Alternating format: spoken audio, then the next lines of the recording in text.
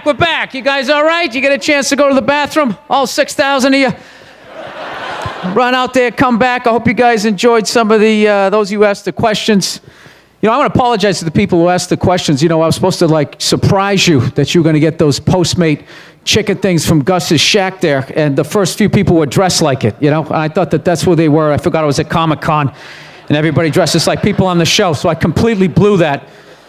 So, let's hope this one goes better. All right, here we are. It's the Breaking Bad 10-year reunion, everybody. Come on. You kidding me? Arguably the greatest show that has ever been on television. I begged my agent after I saw the first episode to try to get on it, and just because of all the wonderful writing and all the people I got to work with, I've gotten to do so many cool projects after this, so this means more than the world to get to host this thing. So, without further ado, let's welcome, this is like introducing the Beatles, literally. Panelists, everybody, coming out from the show, Mr. Vince Gilligan, everybody. I hope I do this in the right order. I probably already screwed this up. All right. Gus still has his face on for this reunion. Please welcome to the stage once again, Giancarlo Esposito. Saul Goodman, everybody. Bob Odenkirk. All right, she played the beloved kleptomaniac, Mary Schrader. Please welcome Betsy Brandt.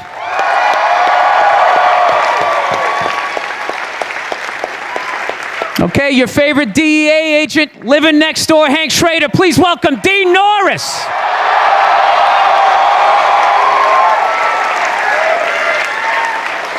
All right, one of the great serial lovers of all time, Walter Jr. Please welcome R.J. Mitty.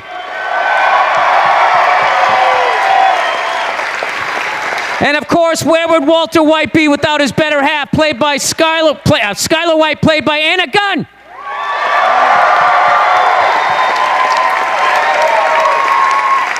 All right, lastly but not last two, I guess we're supposed to do it at the same time. Yeah, bitch, she played Jesse Pinkman, Aaron Paul.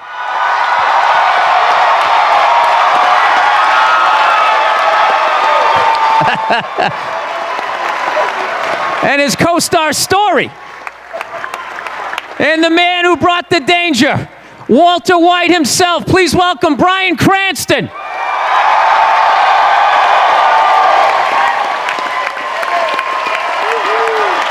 Come on, one more time, everybody.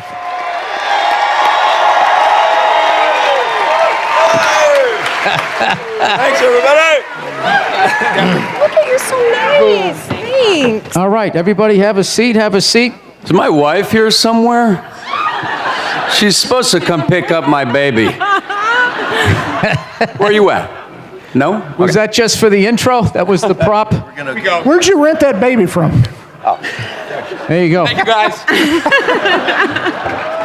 That kid just made $600. It is. You walk out. That's a SAG rule. $600 the hard way. That's right. $600 the hard way. Had to go to hair and makeup, try on like 20 of those different little outfits till they got the one that fit right. It was a nightmare. Well, welcome everybody.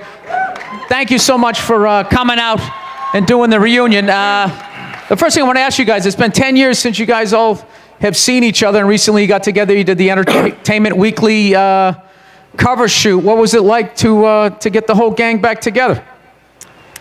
It was great. I'm amazed the RV still ran. We shot it on the Sony lot. I think we might have, I may be wrong on this, we shot it in a soundstage where they shot part of The Wizard of Oz, because it used to be the old MGM lot.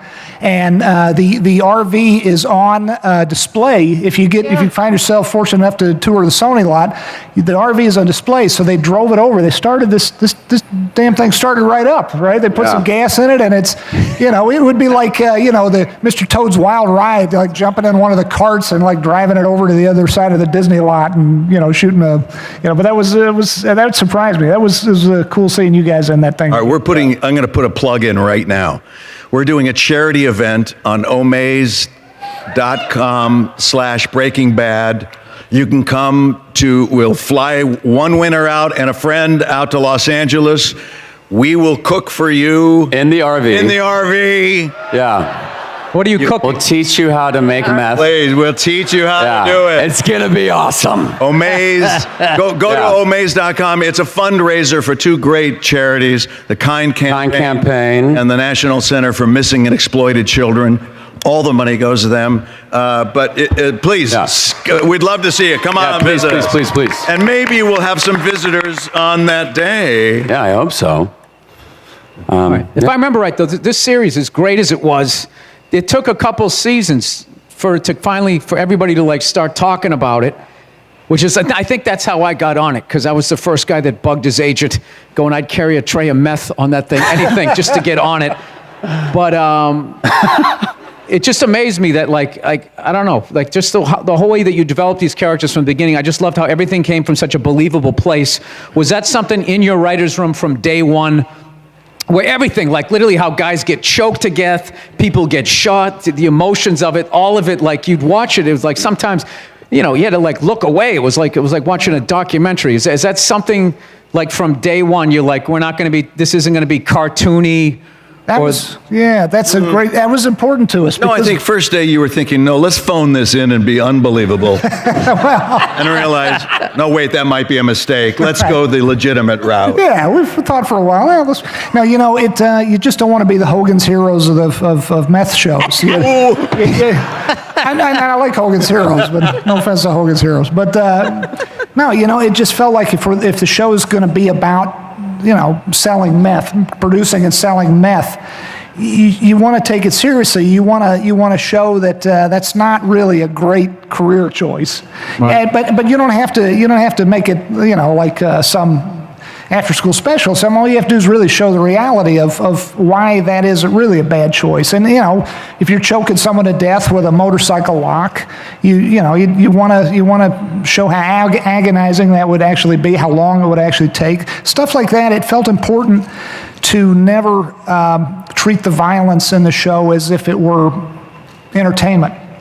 There are some show-stopping scenes that center around violence and Breaking Bad in the 62 hours of the show, but you don't want people thinking it's just popcorn and entertainment. There's got to be consequences. There always had to be consequences on this show, and failing that, you're not doing really the audience justice or the show itself justice.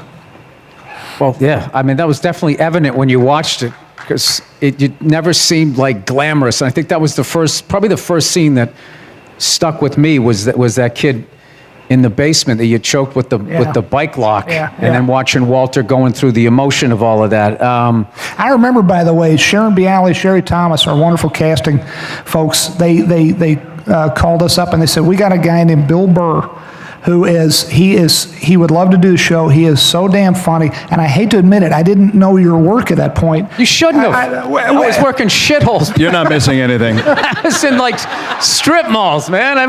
Well, you were so. No, I wasn't. I wasn't. Goddamn funny. We're watching your stuff, and you came in and you did an audition for us, and you killed it. And Kubi, let's hear it for Kubi.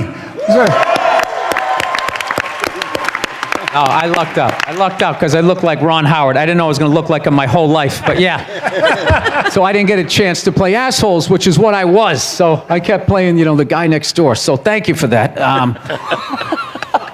Once again, I have a lot of the same questions that I have for Better Call Saul. And please, any of you guys chime in if you can. A lot of the same questions for Saul?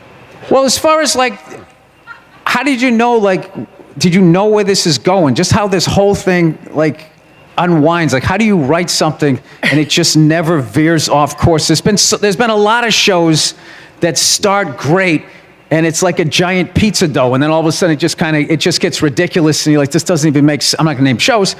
You just, after the third season, you're like, fuck this show. This has just gone off the rails. I'm not watching this. And every time I thought you couldn't go any higher emotionally, you just kept doing it. I just remember after every episode, you were like, fuck! And you got on the internet and just started chatting with people, trying to guess where it was going to go. And that was also a great thing, is you had to wait a week, as opposed to now where it's just you can binge watch. It's like you take a great bottle of wine and you shotgun it, rather than It's like all of that work gets put into it, and people just watch it in a day and a half on fucking meth. And it's like, when's the next 60 hours coming out? So I feel it was one of the last shows you could really enjoy that was like an experience. I can't even tell you the amount of people that I became friends with talking. You're watching it every year, like it just kept getting bigger and bigger. I would ask the cast, like, what was it like to be on like a show like that? That really was. It kind of was like a Beatlemania kind of thing, where, like as the seasons progressed, I imagine the encounters with the public got more intense, / a little weirder. No offense. Well, it took us by surprise, because when we started, we were just a little show in the high desert of New Mexico trying to tell a story. And nobody knew who we were. And I knew we started to make an impact when the directional signs were starting to be stolen. To me, we have signs that indicate where crew and cast should go park when we're on location. And you see this, it said Breaking Bad and an arrow. And okay, I turn here, I turn there, and there's where I park. Well, about our second or third season, Breaking Bad's directional signs were starting to be stolen. And so then when it was BRBA, and then those were stolen. And I kept thinking, not only am I getting lost, but something's happening. The dynamic was changing. And you mentioned about the delayed gratification of being able to see a show once a week. That is true, and yet on the other side, you look at the benefit that Netflix had on our show was unbelievable. And I don't know. Was that the turning? That was the turning point. After I think it was season 3. You guys after that, you got on there. Yeah, they dropped the first 3 seasons when I think we started shooting the 4th season. Something. Yeah. When Netflix stock was $10. Well, to me, the big turning point, honest to God, there was a lot of turning points, and that could definitely be pointed out as one of them. But I think when you got the Emmy nomination and then won the Emmy for our very first 7 episodes, that was, I think, to me, that was a major turning point. That's true. It was the closest I've ever come, even counting this in this amazing hall with all you wonderful folks. That wasn't the out-of-body experience that when they called your name that first year, 2008, right? Is that what it was? Yeah. They said, and the winner is, and I'm thinking, there's no way he's going to win. That's what I was thinking too. No, but I didn't. I meant it. I just because it was only 7 episodes, and they said Bryan Cranston. All the air went out of my lungs, and I jumped up. I never do shit like this. I jumped straight up, and I just started and I hit my hands together so hard that I had, as soon as I could get home, I had to put them in ice water. I think it was such, to me, that was a turning point. It was shocking.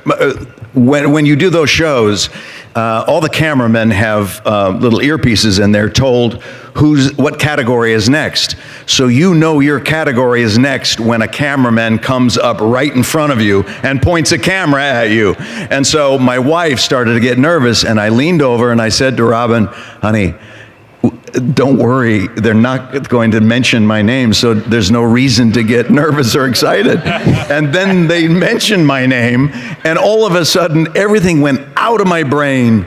And you're walking on stage, and you take the first couple steps, and all of a sudden, you're in front of the microphone, and you're realizing, how did I get here so quickly? And then all of a sudden, things like what you had for lunch that day pop into your head, and you're going, that doesn't help me right now. And it's swimming, isn't it? I mean, it's just an amazing experience. But I think that's when we knew something was really going on. I think so. But it was all of you. All of you knew that we had a show before the general public knew we had a show, because you guys are into the unique and the extraordinary. Yeah, thank you. Thank you. Yeah, thank you.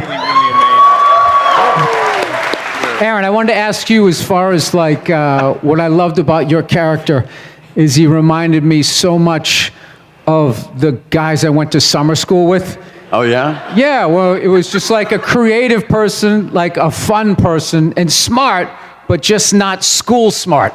Yeah. And it was something that really resonated with your character. You. Do you feel like... I appreciate No, I'm not saying it's you. Jesus Christ. Thank you. Oh, I'm Jesse. just saying Jesse. Yeah, Jesse. Got it. Okay, yeah. So I was wondering, like, to this day, like, I mean, like, Do you feel the guys like me who went to summer school, like coming up to you, because you're kind of like our guy? I don't know what Yeah. he's like the guy that made it, man. Yeah. Somehow made You it. did it. You did it. Yeah. Yeah, it's great. It's great. I love Jesse. I mean, I really do. I love that guy so much. I mean, really, he has such a big, big part of me. I miss him. You I do, and I miss you all. Yeah. I miss the show.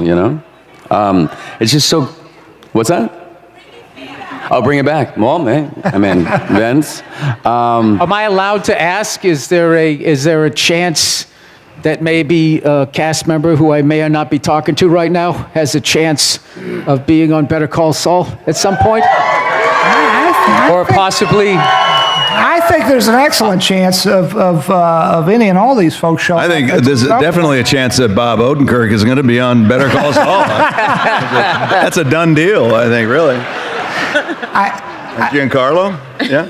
I will say, because Peter and I mentioned it on an interview we did earlier today, because we never want to jerk you guys around and play games with you. You will not see Walt or Jesse in season 4 of Better Call Saul. And, not to be a downer, but just, we hate jerking folks around. We don't want to say, oh, yeah, it could happen. And then you wait the whole season and it never happens. But I would suspect that we'd be sorely remiss if these characters didn't appear in the show before it ended. So, but we love all these guys. That's why we're still. Don't forget Agent Schrader. Is this on? Yeah, this is. All Hello. right, there you go. Hi, Agent Schrader knows Saul. Remember the first time they meet? So That's right. Gotta That's see right. You guys seem to have a healthy dislike for each other the very first time you're on camera together. Yeah. yeah, something bad happened. Let's find out what it is. Oh, we have a question here for Betsy. It said, you said in past interviews, one of your most frequently asked questions you get from fans is, why does Marie wear the color purple? Was that your idea? Can you talk about where that idea came from? Kathleen DeToro, our costume designer for the pilot, in first 5 seasons? Four, Yeah, 5 seasons? most of the Most run, of the yeah. show. Most of the show. Wonderful costume designer.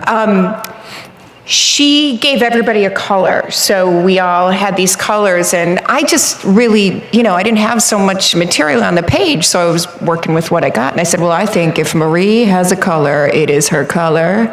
I think she is tightly wound. I think that she's slightly obsessive, mostly because just the way that Vince would describe her when I met with you.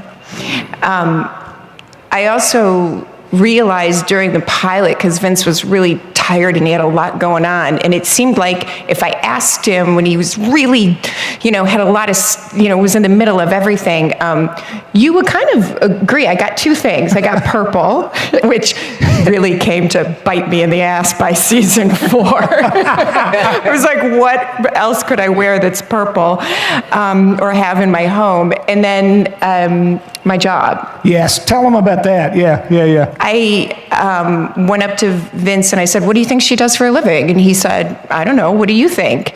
And I said, well, I think that she's an x-ray technician, maybe an insurance adjuster, but I think x-ray technician, and that's what I got. I love the specificity of it. Betsy Branch, she says, I don't even remember the insurance adjuster thing. You were so specific. I think she's an x-ray technician. I wanted her to be... How can you not love that? I wanted her to have something in medicine, but I didn't want her to be a doctor or a nurse. I wanted her to be able to have a chip on her shoulder, and it worked out. And I also thought she would dress up like she's going to the disco when she was around sick people. And see, purple's the color of majesty, Yeah. royalty. I think that's part of it too, I think. Universally flattering, also. RJ's wearing purple. All right, Anna, I got a question. As far as these are all just literally nerd questions I've always had. Just as far as as you're watching the show develop, obviously, your character doesn't know what your husband is doing, but you know it. How did you feel did you guess the direction that was going to go, that she was going to kind of get on board? Because that always shocked me, because I was thinking, like, you know, of all the things that you could be doing behind your wife's back, I mean, cooking like nationwide levels of meth is like up there on blowing up the relationship. I don't know how you have that little sit down with your wife, like, all right. I think you started off with, okay, I'm not screwing around on you. Yeah. However, you haven't been under the house lately, have you? Yeah. Well, when I first talked to Vince, actually, when I was going in to test for the role of Skylar, I said, "Can you just tell me a little bit more about her and where she might go, just a general thing?" And he said, "May I?" He said, "She'll be like Carmela Soprano, but she'll be in on the crime." That's it. And I went, okie doke. And I'm sorry. Besides the fact that it was such a brilliant, amazing pilot script. So that's all I knew, and that was it. And the sort of drawing out Skylar's, because she's created as a very smart person, and she knows, like, where's he? He's disappearing, his stories are odd, there's stuff going on. But it was done so beautifully because he always had these plausible stories, and there's so much going on that she has to focus on. But then when it's finally revealed, I had no idea how I was gonna get into it or what that was gonna mean. And then you also had to block out that information. Yes. When you went to play her, like she doesn't know where she's going. Absolutely. That's true. You made our lives so hard because you are so smart, and that is a large part of the reason why Skylar is so smart. And it was the hardest. It was kind of fun to keep it going as long as we could, where Skylar doesn't know what her husband Walt is up to, but at a certain point, we looked at each other. We thought we could make it go another 6 months or so, and then we said to each other, we had a come to Jesus meeting in the writers' room. We just said, we can't keep it a secret from Skylar anymore, because it's just not believable that this woman, played by this brilliant actress, would just at a certain point, it's silly. And so it forced us to get to that sooner. And by the way, that's good advice to any writers out there. Don't get too in your own head about where you want your character or your story to go. You got to listen to your characters. They talk to you when you're typing away, and they're telling you things. And the actors who embody these characters they're not necessarily literally telling you things, but you're learning a lot from them, and you gotta go with the flow. And I thought the advice you were going to give is, if you're cooking meth, tell your wife right away. Just don't wait. Don't wait on it. It'll just be a mess. Get it over with. Well, along those lines, as far as like you were talking about the way you write, do you remember what was the hardest thing you had to let go in the room of, like an idea you had? You're like, no, guys, this is it. And people just like, no, we're not feeling it. And you actually had to just let that go. Oh man, that was him. Yeah. No, but that wasn't hard to let go, though. Yeah. What one was that one? That was we were going to kill off, you guys know this story. We were going to kill off Jesse at the end of season 1 because he would have gotten helped Walt get his entree into the meth world, and then, having served his purpose, we'd kill him off horribly, which would propel us into sorry, I'm getting too close, into season 2, and Walt would be very upset, and Walt would want to, but that was such a no-brainer to not kill off this beautiful young man.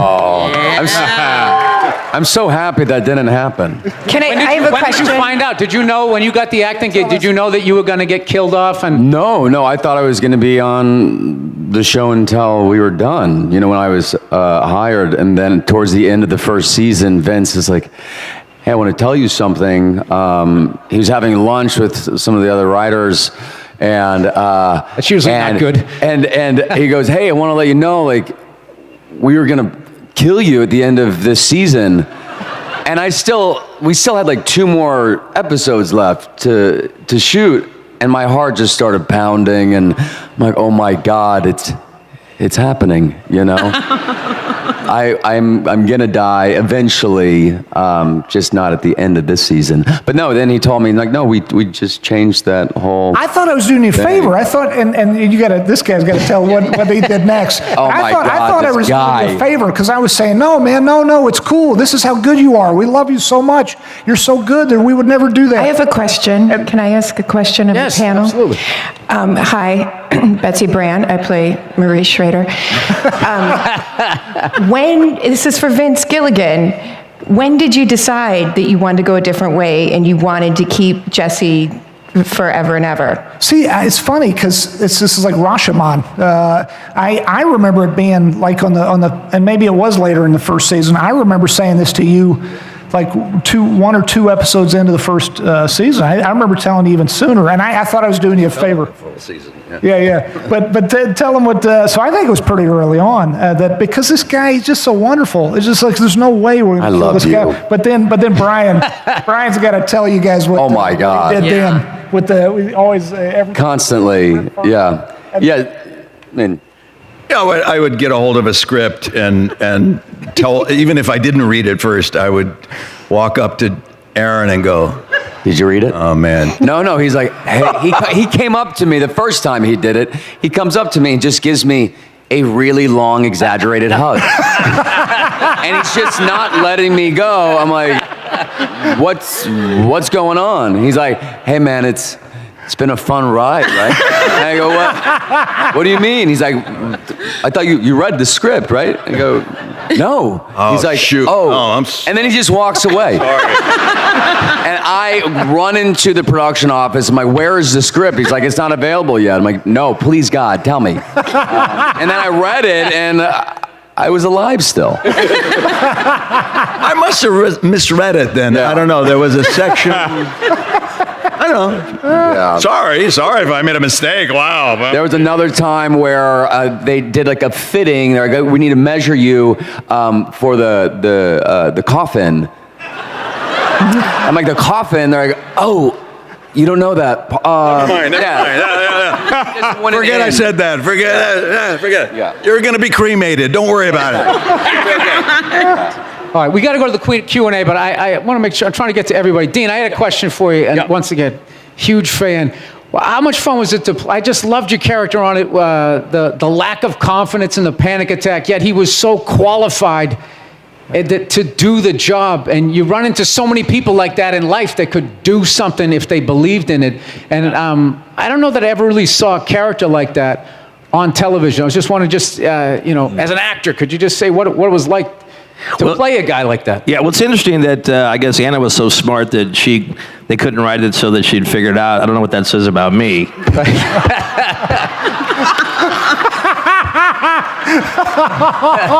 Well, the show was still over can't at that figure it point. out. I guess I was adult, so they said, fuck it, let them,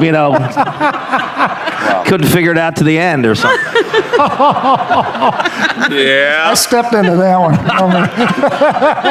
Well, Actually, I thought what they really did something really well was that they made it believable to me that he didn't figure it out. I thought that was really smart writing. I always bought that a smart DEA agent, even in this situation, wouldn't have figured that out until when he did figure it out. Yeah. And then just how you figured it out, look, just the whole metaphor. On the can, man. Sitting on the can, the holy shit moment. There was so many great, all of that stuff. I was worried he was going to die then. Do you remember we were shooting at the house and everything was redacted and it's just, he's on the can and I was like, oh my God. Oh, yeah. I said, Vince, please tell me Hank is not going to die some very sad Elvis Presley death on the can. So close to the end of the series. Like, let him live. Was that let a him big live. thing for all of you guys? Would you always look at the script like, am I going to die in this one? Depending on your storyline? Yeah, well, you never know, It's All right, well, before we open it up, I just want to thank you once again, Vince, for giving me the roles on it. It was incredible. And all of you guys, wonderful, RJ, man. I didn't get to you, man. When your moment when you F you killed Hank. I'll never forget that. The stillness, the way you played Gus. I love all of it. You guys are geniuses. One more up to the fans here. First question, sir, what do you got? Yeah, this is for Vince Gilligan. You referred to Breaking Bad as a sociological experiment. What were the results? This.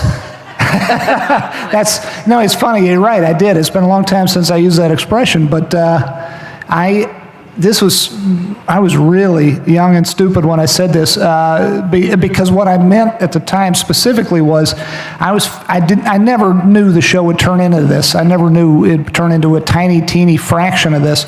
And I wanted to see if we could start with a character who was very empathizable, sympathizable, a guy we love, a guy we rooted for, and if we could shake off all of the fans of the show one by one like dog ticks, just week in and week out, have everybody say, a week at a time, oh my God, I really loved Walter White, but man, he went too far this week. Well, I hung on for another season. I don't know what I was thinking trying to shake off viewers, but I will say, the harder we tried, the tighter you guys hung on, and he's a fascinating character. He's just and all credit to Bryan Cranston for any other actor. There's any other actor, no matter how talented. And by the way, what a murderer's row of talent on this stage with these actors, just the best ever. But Bryan is so. I don't know how he did it, but he kept you guys hanging in there when Walter White, by all rights, theoretically on paper should have lost you. He's the reason you hung. What's the past tense? You hung whatever. You just hung in there. You stuck around. So God bless you, man. All right. Okay. Yes. Hi.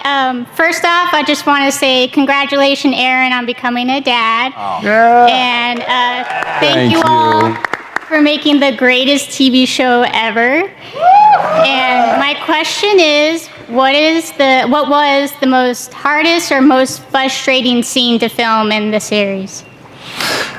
That's a good question. I want to hear from this handsome young man in the middle. What was the hardest scene, RJ? I'm talking to you, RJ. Talking to you. Young, RJ, young. What would you say?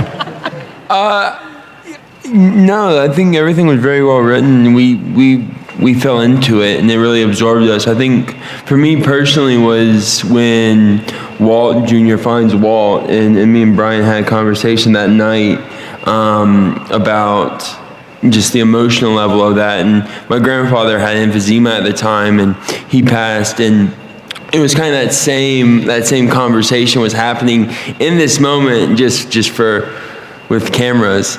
But it was tough because you have to bring those emotions back and kind of have to let them go. So for me personally, that was kind of one that just kind of always stuck out in my mind and just kind of always reminded me of just life and death and all that. And I think it's a good duality of what we had of Breaking Bad and life and death and growth. And then that was that scene. So yeah. Good answer. Yeah. Okay, next up.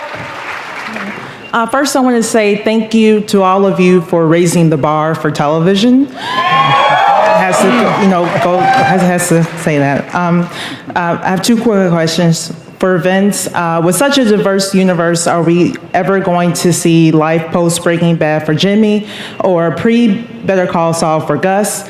And for Bryan and Aaron, in your Omaze vid, you mentioned a reboot, but what about a reboot for Malcolm in the Middle with Aaron as your long-lost son?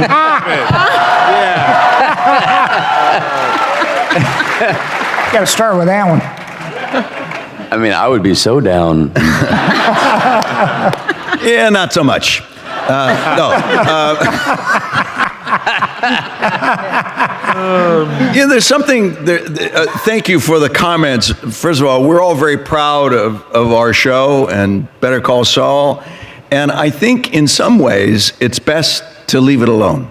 That you want to think back on it favorably and say, I don't want to mess with it. It was a perfect opportunity for all of us. It changed all of our lives. And this man on the end here, Giancarlo Esposito, was Thank you so much. he changed many lives on our show, actually. But he changed our lives for the betterment. And he is a brilliant storyteller. He guided us through. Basically, it was one big trust exercise. All of us on here and on Better Call Saul signed up to say, take us on a journey. We fell back into his arms, and he carried us all the way. That's what he did. He changed all the way. Yeah.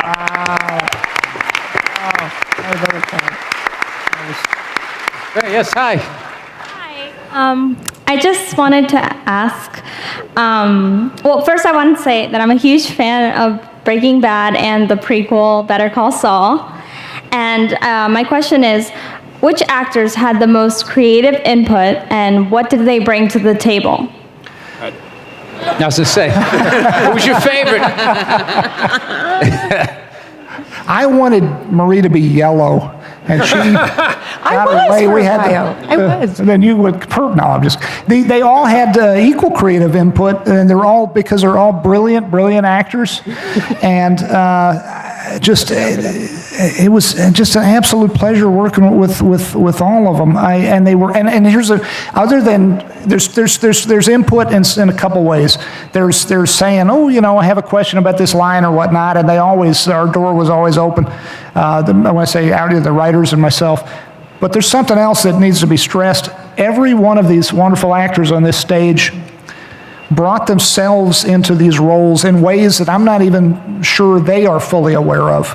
And by that I mean, I'll just give you and I could go down the line, except we don't have enough time, but just to start with the gentleman right next to me here, Jesse Pinkman, aside from the fact we would have killed him off, in that you watch that first episode, the character's kind of a little shit. I mean, he's not that, and that's the way I wrote it. The only time I ever worked in the show all by myself was when I wrote that first episode, and it's to my mind, the least good episode, because I didn't have that collaborative, wonderful thing with all the writers, and I didn't have these guys because we hadn't cast them yet. The character after that first episode, he turns into this multi-layered, complex, interesting, troubled, wonderful, beautiful character. I mean, he's still a bad guy. He's still a meth dealer, but he has a soul, and he's in a sense, he's one of the multiple moral consciences of the show, other than Skyler and other than Hank. He's the guy in the midst of the meth trade who actually is kind of a moral voice. None of that would have happened if Aaron wasn't Aaron. We took cues, unbeknownst to them sometimes, we took cues off these actors. We infused these characters, the writing with their actual personalities, even if they didn't know it at the time, and they made the show richer, more complicated, more interesting. They made the storytelling deeper and better. And if it weren't for them, the show, if we just stuck with the sort of less dimensional stuff I was writing all by myself, I don't think we would have been invited here to talk to you guys today. So thanks to all of them. Oh, yes, sir. Next up. All right. My question's for Bryan Cranston. Since we touched on Malcolm in the Middle, I just was wondering if there was anything from your character in Malcolm in the Middle that you brought to Walter White. The underwear. Which I'm still wearing. And it's 2 sizes too small now. I'm a little bindy. Hey, if we're going to be talking about other shows too, when did you come up with the idea for BoJack Horseman? Were you doing the show during the time of the show? Well, I love it. By the way, I love his house. With the pool off the cliff. I mean, it's a dream house. Thank you. Well, it wasn't my idea, but sadly, no. Right when I wrapped Breaking Bad, the moment I wrapped Breaking Bad, I read this. It was a 6 or 7 page spec, and they asked if I wanted to kind of sign on to develop and produce and star in, and then we just pitched it around. So found a home at Netflix, but yeah. Opportunities like everyone has. I was very lucky, very lucky. Yeah. Go Todd. All right, next question. Hi, my question's for Vince. I was wondering, when you were thinking about spin-off projects, did you always know that you wanted to explore Saul's character, or did you think that maybe like Jesse's character deserved a little prequel? Any of these characters represented by these actors up here could have their own spin-off. I'm not saying they all will. Don't take that. But just because we run out of There's a time, chance. There's a chance. anything's possible. But the Saul Goodman thing started. Bob, you should talk about this. What was your? It kind of started as a joke in the writers' room. Didn't help at all. But it was somebody made a wisecrack when we did the first scene with Brian, me and Brian in the Saul office. That can I get a job on the sequel? And everyone laughed. I think it's because it was kind of an outsized character for a kind of a guest role to come in and be that big and loud. And it kind of stood out a little bit. And but then it really was the next year that you came to me in the office and said, "Hey, you think there's a show there? I think there might be a story to tell about that guy." And I really somebody asked us in our panel too, is how much we help with the story. I don't help at all. I don't help because these guys are so good at writing this stuff, and I would not like to make it worse. I like it being great. So I also didn't help with the sequel or the prequel or whatever we're doing. I just stood on the sidelines, and Vince Gilligan and Peter Gould, who wrote the first episode that featured the character of Saul in Breaking Bad, an episode called Better Call Saul, they wrote, created, and invented entirely the show Better Call Saul, and I am an actor who was hired to play the part, and I'm lucky to have gotten it. I didn't help at all. No, that's all right. The Dark Knight. What do you got? You're goddamn right. Gus, definitely Batman approves. No, I just was wondering, are you guys, last year in Fear the Walking Dead, there was a little Easter egg related to Heisenberg. I was just wondering if you guys knew anything about the Walking Dead crossover theories, and if there was anything in the works, possibly. I love this theory. Yeah. Do you know about this, Vince? Yeah, the theory of that Walter. Well, you tell him. You know about this, right? The Walter White's meth, his product, is actually the cause of the zombie. Caused the zombie apocalypse. Well, and Walt is dead now, so he could be a zombie right now, right? You never know. Heisenberg zombie. And the idea of the meth. My agents are out here. We should talk about that. I'd watch it. That was a kick hearing that, because that's two great shows, Walking Dead and Fear the Walking Dead. I would get a big kick out of hearing that. That was awesome. Yeah, I love that theory. Yeah, I don't know where it started, but I love it. Yeah. What's that? Oh, okay.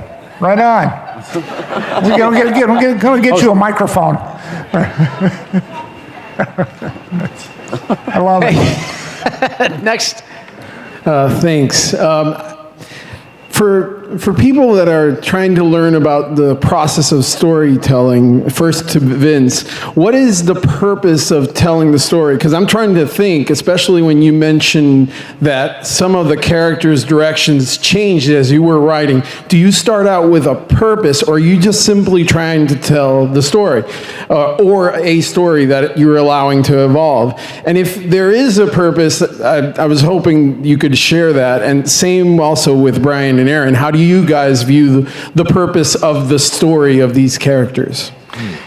It's surprisingly simple. It's just it takes a lot of work. But all we ever did on our best days in the writers' room is we said to ourselves over and over again, where's Walter White's head at right now, right this minute in the story? As you try to figure out how to move forward, where's Walt's head at? What does he want? What obstacle is arrayed against him? Because that's the heart of drama, is that every character wants something, and in drama there's always something arrayed against that character getting what he or she wants. And we did that with all the characters: Walter White, Jesse Pinkman, Skylar White, on down the line. It was always a question of what is arrayed against that character. That's really all we did over and over again. But you have to have to self-discipline to ask yourself the question 10,000 times a day and then abide by the answer and not try to fudge the results. It's a little bit scientific. You can't fudge the test results. You have to be honest in your appraisal of what it is they want, and then you have to abide by it. You have to not try to cheat and say, oh, we got this great thing where Jesse pilots a blimp in this episode. I don't know how we'll get him into the cockpit of the blimp because he's scared of heights or whatever. We'll make it happen. Once you do that, then your show is you've kind of shot yourself in the foot. But. Okay. All right, we got time for a couple more. I have to go quickly because there's a lot of people who want to ask you. First, Brian Vicente, you used to work with my dad. His name is Elliot Webb, if you know him. Yes, I do, yes. I'm his son. Well, say hi to your dad. Yeah. And also, the question is... That was like a great episode. Do you think... I'm his son, right?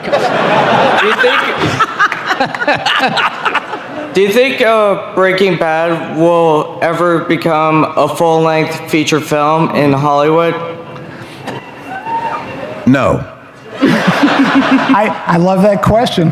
I love that question. Yeah, I don't Thanks. know. No, that's a great. Anything's possible. Anything is. We live in a world fraught with possibilities, good and bad. Okay. Yeah. You never know. Okay. Oh, yeah. Right. Final question. Okay. Wow. Well, first off, thanks for coming out here. Breaking Bad is and will always be my favorite live-action drama ever. So thanks for making this possible. Oh yeah. My question is for Bryan Cranston. Years back, I saw in the Golden Globes that you were still in character for the show. You have bald head, the glasses, and the goatee, and it made me wonder, off the set, were you still in character to get ready for the next season, or did you stay in that because you were trying to make it the next cool? I did. I stayed in character the entire time. I never left character. I would go out and practice killing people so that when I did go to work, I really knew what it felt like. And I got to a point where I really enjoyed it. And I'm hoping that the statute of limitations has gone by now. I think, actually, though, I've just made a huge mistake. But thank you for loving the show. And thank you to all you guys for your great questions. Hey. All right. Well, we're not quite finished yet. Vince, evidently, people. One of the great unsung things about the show Breaking Bad was the incredible music. In every episode, I know for one that I was always forever trying to, before Spotify, trying to figure out what the hell song that was. Yeah. Where did they find that? And I understand there's some sort of music project that you put together. There was not me, but our wonderful composer Dave Porter. I want to give a quick shout out, Dave Porter, who is a big part of the reason the show is as celebrated as it is. Dave has this album out. This is the music from Breaking Bad that Dave composed. I know you gotta, this is it's like the coolest as vinyl. It's awesome. And the music is just stellar, as you know, the music that you love. This is available now, and Spotify has there's a Spotify playlist that now I think is #1 in entertainment and TV related playlist. That was created by Thomas Goljevich, our amazing music supervisor.